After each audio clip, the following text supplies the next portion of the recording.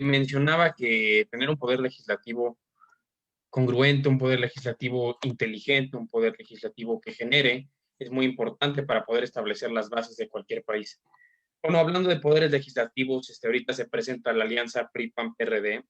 Entonces yo quisiera preguntarle, ¿considera que esta alianza verdaderamente es con el fin de construir y de sentar nuevas bases y cambiar las realidades, o es simplemente una alianza para poder frenar el fenómeno que está ocasionando Andrés Manuel López Obrador con Morena?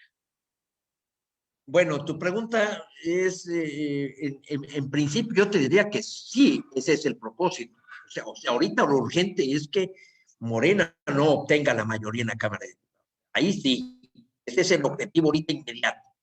Ahora, va a venir una tarea, es en la que yo insisto. Va a venir una tarea muy importante a la hora que se instale la legislatura, la 65 legislatura, 65ª. Quiero decirle que la contabilidad 1858, no es de 1824, a raíz del constituyente del 56-57.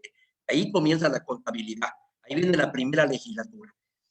Bueno, vamos a la 65 legislatura y ojalá en el momento de su instalación no tan solo es decir, ustedes no tienen la mayoría, no, sino cómo vamos a refundar al Estado mexicano, la refundación del Estado mexicano, de toda la embestida que se le ha venido haciendo en estos años, en estos 2 años de gobierno, 3 ya vamos ya rumbo al tercer año. Entonces, ¿lo seremos capaces de hacerlo? Aquí sí no puedo contestarte. No sé qué vaya a suceder, porque también pueden pedir acciones que dividan a los partidos, o de que bien empiecen a cooptar. Ese es un fenómeno que sucede mucho en el poder legislativo, a cooptar legisladores en lo individual. Y entonces, pues, pueden haber decisiones y pueden haber confrontaciones en el PRI, en el PRD, en el mismo PAN, y las cosas se compliquen. Este es un capítulo que se va a empezar a escribir, va a ser histórico. A mí me tocó estar en la primera legislatura donde el PRI ya no tuvo mayoría, que fue en el 97, fue histórica, esa 57 legislatura, en el segundo trienio de Ernesto Zedillo. Y ahí hubo, cuando se formó el G4, formamos el G4, era el partido, el PAN, el PRD, era el partido ecologista y el partido del trabajo. Fue el G4, era el grupo del 4 en contra del PRI. Y funcionó por un tiempo, hasta que hubo una serie de diferencias. Fue el caso, por ejemplo, en el tema del Fobaproa, que nos dividió, en el tema también de cuando se discutieron cuestiones sobre el Estado, y ahí empezó la división, y no se pudo culminar con una alianza de más largo aliento. Yo estoy convencido, este es un tema que habría que analizarlo en detalle, pero yo estoy convencido que la decisión de haber respaldado la deuda ya adquirida del Estado por el asunto del Fobaproa, me parece que fue una decisión valiente que evitó una crisis financiera que hubiera sido desastrosa para México. Bien, licenciado. Pues sin duda alguna, todos los días se ha transformado México. Creo que esto de la cuarta transformación o de la llamada cuarta transformación, pues verdaderamente vino a ser un desastre, yo creo que en el peor momento para México, el cual es la pandemia por el COVID-19. Y si nos damos un poquito al túnel del tiempo, usted, la primera vez que tuvimos la oportunidad de platicar, le pregunté por una palabra, Andrés Manuel López Obrador, usted me dijo peligro. Y mucha gente dijo, no, ¿cómo cree? Qué exageración. Y realmente hoy es un peligro.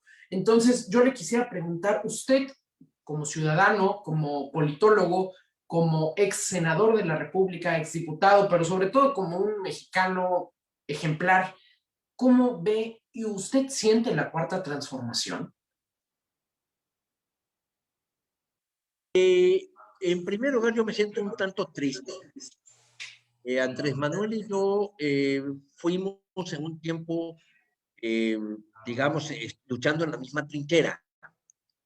Él era candidato del PRD a la gobernatura de Tabasco y yo era candidato del PAN. Dimos la pelea en contra de Roberto Madrazo, que era el candidato del PRI y que traía recursos que nos aplastó, nos avasalló. Andrés Manuel y yo nos fuimos en un juicio político que avanzó mucho en la Cámara de Diputados.